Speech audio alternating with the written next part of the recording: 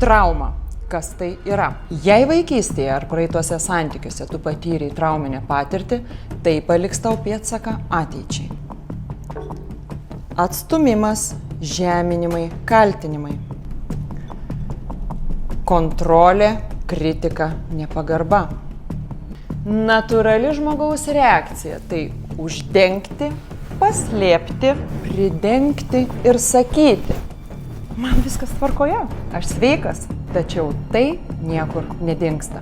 Tu gali apsimesti, kad nieko tokio, tačiau tai sensta, smirdi, limpa ir lenda į paviršių. Kiti žmonės tai pajaus per tavo stiprias emocijas ir stiprias reakcijas, ypač santykiuose. Prie tavęs neišvengiamai prisilies, o tu reaguosi stipriomis reakcijomis.